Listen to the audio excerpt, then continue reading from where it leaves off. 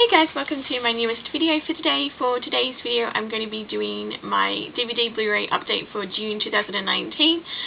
I went a little bit overboard this month, but it's me we're talking about, so is anyone really surprised that once again I have a huge stack of DVDs and Blu-rays, more Blu-rays than DVDs, but I did pick up a couple of TV show seasons this month. And also what makes this one a bit of a first is I have actually seen everything that I've picked up, because going forward I want to try and reduce the amount of blind buys that I do. I mean, I'm not saying like I'm never going to pick up a blind buy like in the future, but I want to try and be a bit more selective with what I pick up. I don't just want to grab everything for the sake of grabbing everything like moving forward, because I've decided I do still want to collect physical media.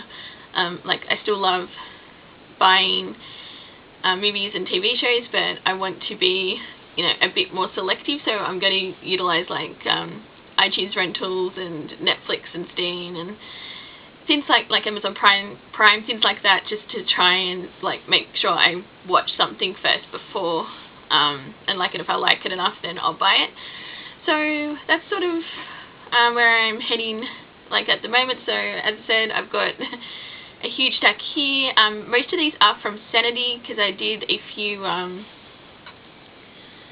like orders from there, but there's also a couple from Amazon, and there's something I picked up at JB Hi-Fi. So I'm just going to get straight into it, starting off with the TV seasons.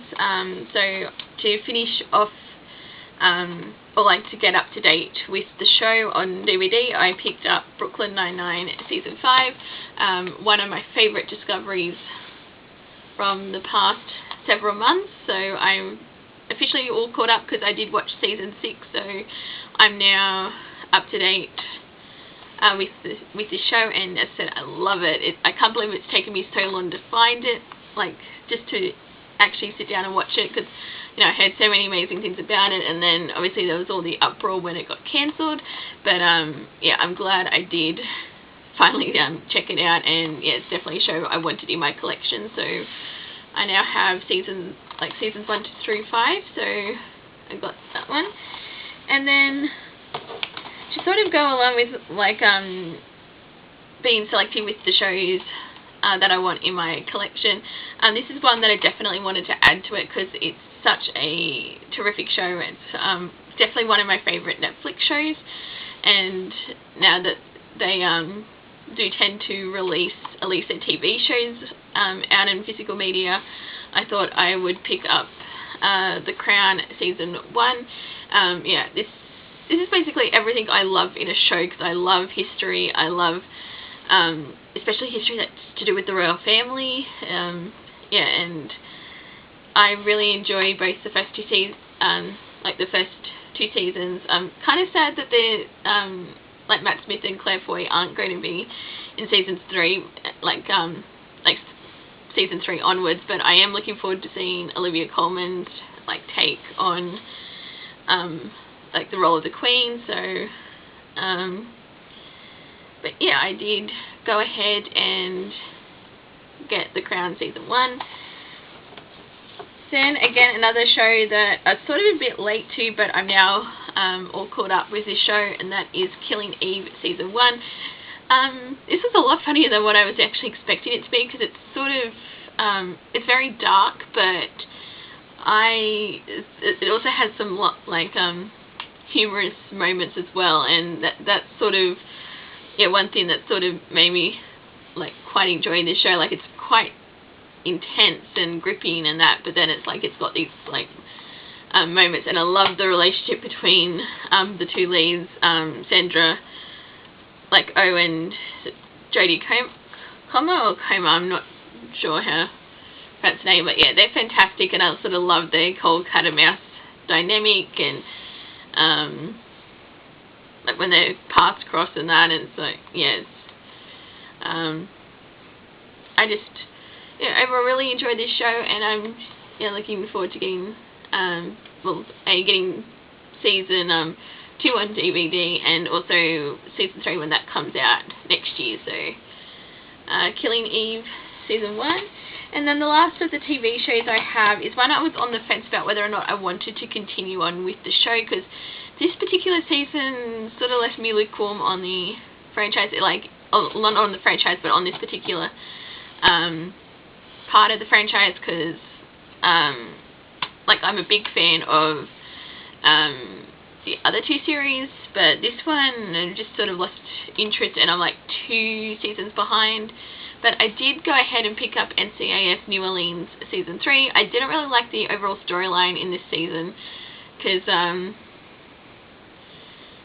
yeah, it just, I don't know, it didn't sort of, I guess, mesh with me, and it sort of made me lose interest in wanting to, you know, I did watch a few episodes of season 4, but yeah, I've decided I'm actually going to do a rewatch of 1 to 3 and then go on with 4 and see how, like, I feel on rewatch, because yeah, because this one I don't watch as much as the other 2, like NCIS and NCIS LA, but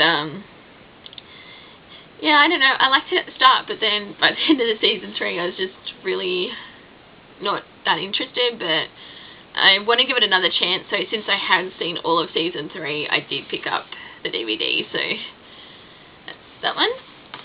So those are, like, all the TV shows and the DVDs I picked up. So now onto the stack of Blu-rays, and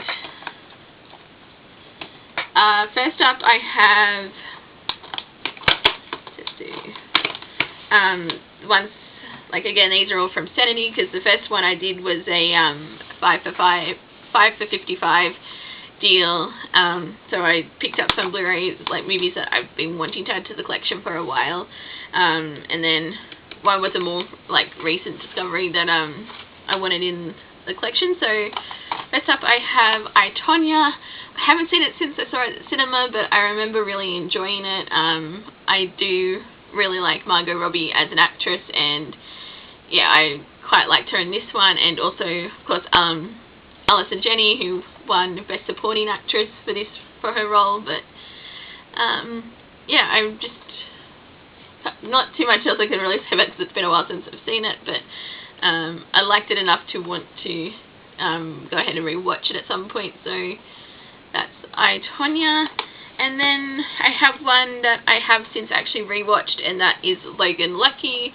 I don't really hear too many people talking about this one, but I thought this was just a fun, like, heist movie, and yeah, it's a sort of a bit like a different take on the heist genre, and yeah, and it's also got probably one of my favorite moments, like more recent favorite moments in a film, because like, if you've seen it, there's this one part where like the inmates at the jail have sort of taken a prisoner guard hostage, and they're negotiating, and he's like, oh, we want the next 2 books in the Game of Thrones series, like Winds of Winter and I can't remember what the following one's meant to be called, but yeah, there's like, oh, we've been waiting for 2 years, we'll promise they're going to be published, where are they? And he's like, they haven't been published yet, he's still writing it. I did enjoy that moment as well, and yeah, I just thought this was yeah, it's like a lot of fun as well. So that's Logan Lucky.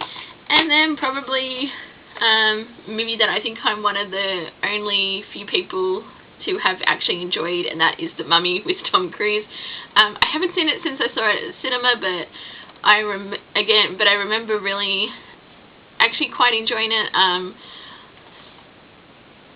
It's not the best, like, version of The Mummy by far, but I liked it for what it was. So I'm curious, like, seeing what I think on rewatch, because I remember actually liking Russell Crowe's character in this. So, but yeah, so I wanted to have it in the collection. So that's The Mummy.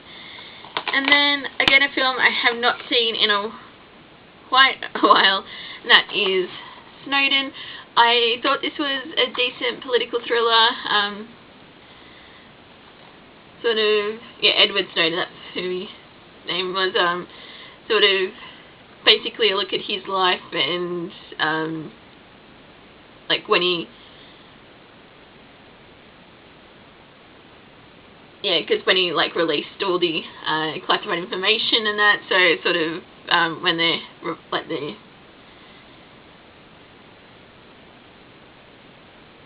so I think he's telling the story to journalists, if I remember correctly, but yeah, as I said, it's been a while since I've seen it, but I remember enjoying this one, so I got Snowden. And then the one that was like a more recent discovery, and this one I was sort of on the fence about because I'd been hearing like such rave reviews about it, and normally when I hear someone saying, oh, this, like when there's such hype about a certain film, like these type of films, I don't tend to see what all the fuss is about. But this one, I was very pleasantly surprised, and that was Upgrade.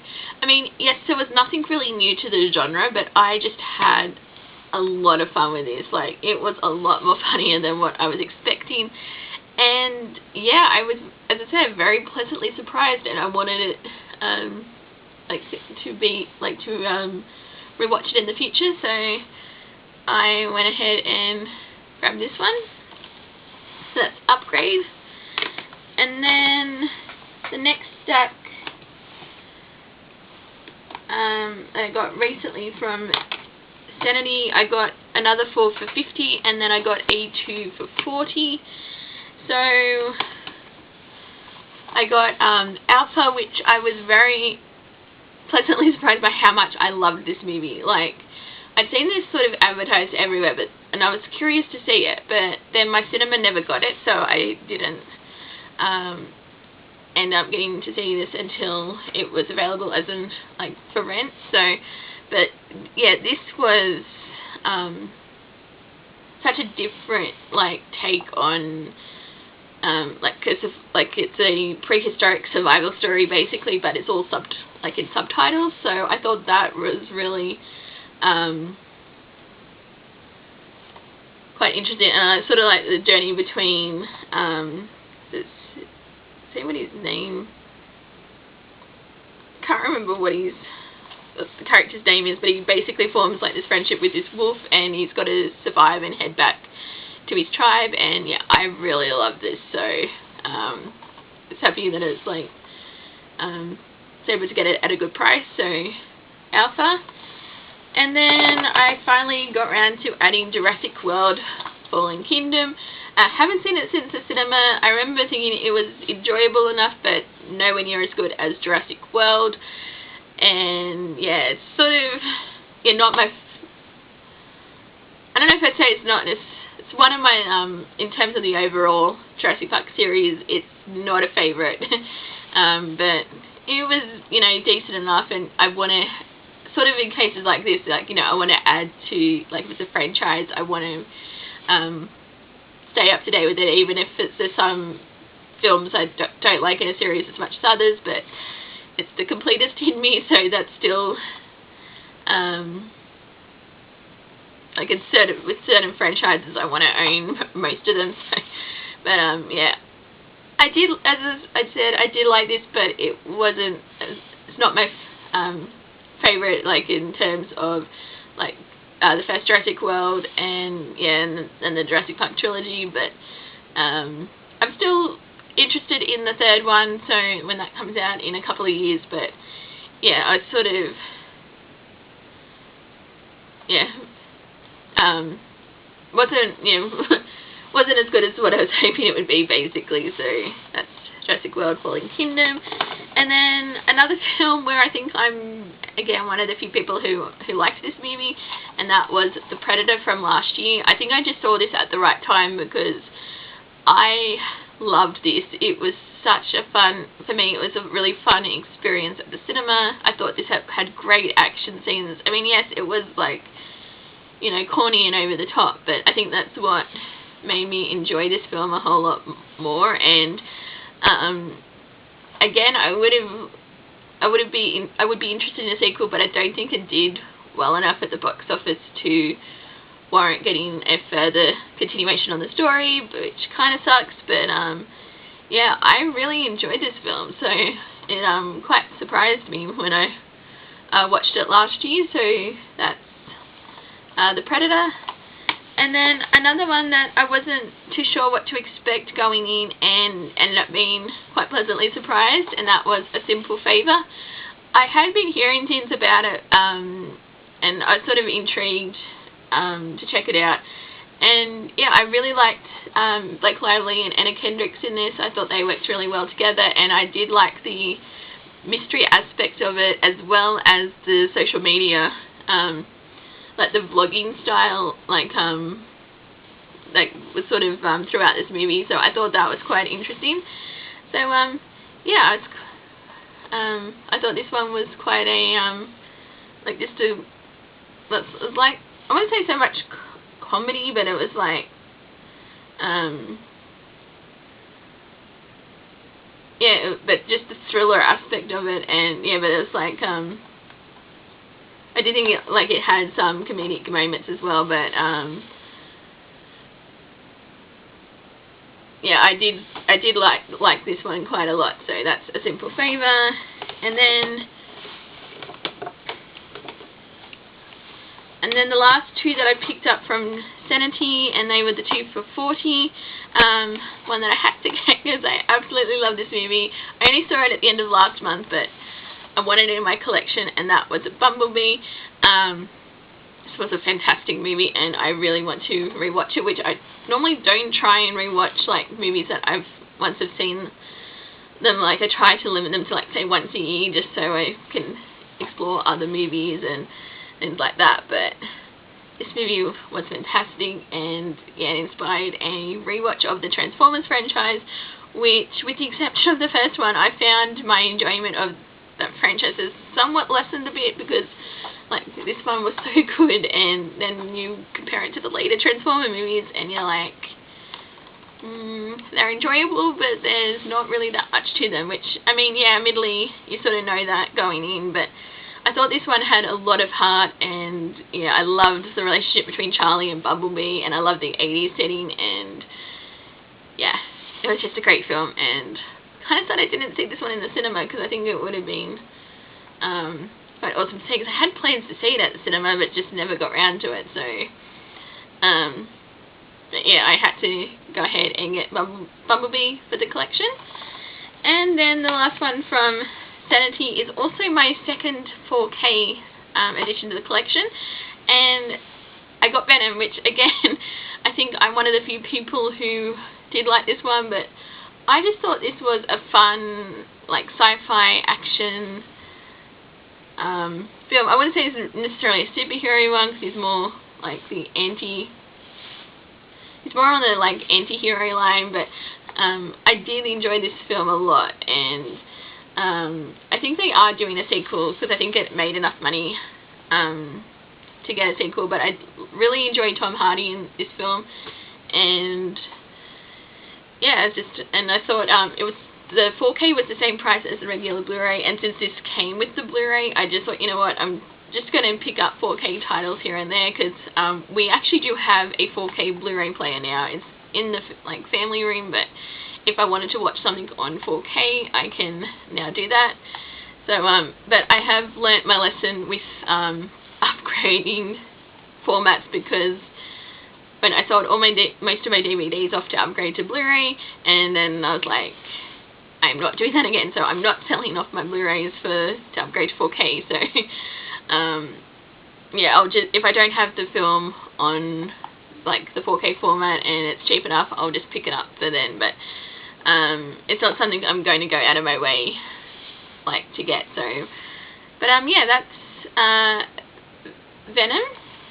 And then I have a few movies that I got from Amazon Australia. So the first one that I got was, again, a film I was quite surprised at how much I ended up enjoying last year, and that was Christopher Robin. I just thought this was a really sweet and charming movie, and when I saw it, I wasn't having the best time mental health wise, so this was sort of the type of movies that I sort of wanted to watch. And yeah, I really sort of loved Ewan McGregor in this, and then it's like his relationship with Winnie the Pooh, and yeah, and then his daughter, and I just thought it's really sweet. And again, there was this moment that I was not expecting, because there's like one of the sort of random, well, I want to say it's random cameos because I knew who the person was, but and I can't think of his name, but he did Horrible Histories, and he sort of did his like death impersonation, so because I recognized it because he sort of did like the whole scary type thing. If you've seen the show, you'll know what I'm talking about. But yeah, that made me laugh out loud at the cinema at that moment, which I'm sure no one else knew why I thought that was funny. But so I wanted to pick this one up, so I got Christopher Robin, and then again a film that I know didn't do that brilliantly and got pretty ravaged in the reviews, but I thought it was pretty decent. And again, it probably was a bit weird watching this in March, but it's Nutcracker and the Four Realms. This was such a festive film, and I was like, I need to rewatch this at Christmas time, so I'm definitely rewatching it over Christmas. So yeah, I mean, yeah, it's not the best story like wise, but I just thought it was just, you know, a really like lively and festive film, and I sort of liked Clara's journey and into this like magical realm, and yeah, the Victorian like the Victorian setting, I liked that. I really ended up quite enjoying this one, so I think it's going to be a staple Christmas movie now. So that's the Nutcracker and the Four Realms. And then I also got one movie that I've been meaning to add to my collection for quite a few years now, since I saw it a couple of years ago, I think, and that is What We Do in the Shadows. This is obviously the movie, as I mentioned, but because I've watched the TV show of What We Do in the Shadows, and it's one of my favourite TV shows this year, and I just really wanted to get the movie, and so I could rewatch it again. But yeah, this is just such a fun mockumentary. I love the sort of send-up of the vampire genre, and this is basically cementing, like with films like this and Hunt for the Wilder People, Thor Ragnarok, like Taika Waititi, I think that's his name, he's basically becoming one of my, if he's directing it, I will check it out. It's just, yeah, I've loved all of his films that I've seen so far, and yeah, I just wanted to go ahead and finally add What We Do to the Shadows collection. And then the last one that I got from Amazon, and of course I was going to pick this up, and that was Captain Marvel. I know this film's quite controversial, but I ended up really enjoying this one. It's not one of my absolute favourites in the MCU, but I thought this was sort of like a middle like ground in terms of my, like, where I would rank this in terms of the overall like in my overall favourites of the MCU. I did like Brie Larson as Captain Marvel. I thought she did a good job. I enjoyed Jude Law in this one. So I know some people didn't like his character, but I quite liked him in this one, so I don't know. It's yeah, and I thought like the de-aging I thought was quite, again, as people have commented, I thought that was actually quite amazing how they got, like, especially like Samuel L. Jackson. I thought, like, you almost didn't recognize him, like, just with the, like, how different he looks in this movie, but, yeah, I loved, again, like, the 90s setting, and, of course, I loved Goose the cat. It's one of my favourite parts of this movie, and yeah, I wanted, because I'm obviously collecting all the MCU movies, so I would definitely have to add this one to the collection. So that's Captain Marvel. And then last but certainly not least, I have what is probably one of my favourite pickups that I got just yesterday, and that is the Alien Covenant Steelbook. I know people are like, why are you excited about Alien Covenant? But I enjoyed the movie because, well, obviously I wouldn't have picked it up otherwise, but I was just browsing through JB Hi-Fi, and I came across, because they had 20% off, and I came across the steelbooks, and I was like, oh, I wonder much, so I really like this like sort of simple grey design with the alien front, and then you got at the back. It's just a really, I just really like this design and the steelbook. And like, as I've mentioned before, I'm not really collecting steelbooks anymore, but if I find them cheap enough and I don't have the film, I will buy the steelbook if I think they're like if it's a good price and that. So, and I got this for like $10. So I got a Blu-ray steelbook for $10. You can't really beat that price. So at least in Australia you can't. I don't know if it would be cheaper anywhere like else, but yeah, it's a film I've been meaning to add to the collection again for a while, because like, it's sort of like part of the Alien franchise, and I haven't seen it since I saw it at the cinema, but I remember, because I think there's talks of a follow-up film, like it's meant to tie everything in, like, to the first Alien film, but I do want to do a rewatch of the Alien franchise and like the Predator franchise, so hopefully at some point, but yeah, so I'll probably rewatch it then. But yeah, so I got the Alien Covenant steelbook, and that is everything that I've picked up for June 2019. So yeah, there's a bit of a stack here, but I'm trying, like, as I said, maybe more trying to be a bit more selective with what I buy and also how much money I spend, because I don't have, like, I can't just go out and buy everything like I could before, because yeah, I've put on a bit of a budget, but hopefully yeah, because I've sort of realized I do enjoy doing DVD Blu-ray updates, so I think like this will definitely be something I want to continue doing in the future. So if anything else, like, these will be the one video that gets done on my channel, but because yeah, I'm sort of still in my YouTube like crisis phase, but as I've mentioned, but yeah, so I think I'm just going to stop it here. So thank you guys for watching, and until my next video, I will see you guys next time.